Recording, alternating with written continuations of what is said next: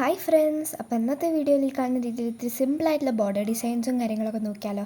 നിങ്ങളുടെ പ്രൊജക്റ്റിനൊക്കെ നിങ്ങൾക്ക് നല്ല രീതിയിൽ യൂസ്ഫുൾ ആവും കേട്ടോ.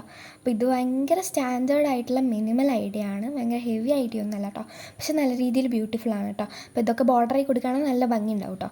ഫസ്റ്റ് ഓഫ് ഓൾ ഞാനിവിടെ ഉപയോഗിച്ചത് ഒരു ഒലിവ് ഗ്രീൻ കളറാണ്. അപ്പോൾ നിങ്ങൾക്ക് ഇഷ്ടമുള്ള കളറിൽ നിങ്ങൾക്ക് ചെയ്തെടുക്കാം കേട്ടോ.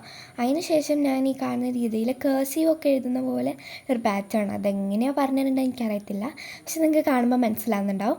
നെക്സ്റ്റ് ഞാൻ എടുത്തത് ഒരു പിസ്ത ഗ്രീനാണ്. ഞാൻ പറഞ്ഞ പോലെ നിങ്ങൾക്ക് ഇഷ്ടമുള്ള രീതിയിൽ കളർ മാറ്റമൊക്കെ ചെയ്യാം കേട്ടോ.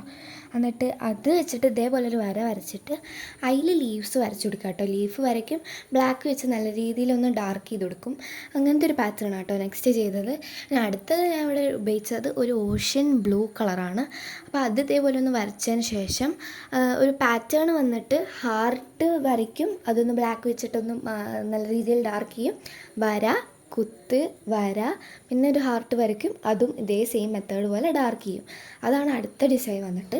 പിന്നെ നമ്മുടെ നാലാമത്തെ ഡിസൈൻ വന്നിട്ട് ഇതേപോലെ റോസാപ്പൂക്കൾ ഇതേപോലെ വരച്ചു കൊടുക്കും. അപ്പോൾ ഞാൻ എടുത്തത് പേർപ്പിളും പിങ്കും കളർ കോമ്പിനേഷനാണ്. നിങ്ങൾക്ക് ഇഷ്ടമുള്ള കളർ കോമ്പിനേഷൻ എടുക്കുക. അത് വെച്ചിട്ട് ഇതേപോലെ മാറി മാറി കളർ ഇതും കൂടെ കൊടുക്കും കേട്ടോ. അതിനുശേഷം പച്ച വെച്ചിട്ട് ഇതേപോലെ ലീഫും കാര്യങ്ങളും കൂടെ ഒന്ന് വരച്ചു കൊടുത്താൽ അടുത്ത ബോർഡർ ഡിസൈൻ കഴിഞ്ഞു. അപ്പോൾ ഇത് ഇഷ്ടപ്പെടുകയാണെങ്കിൽ ലൈക്ക് സബ്സ്ക്രൈബ് ചെയ്യണം, ചെയ്ത് നോക്കാനും മറക്കരുത്.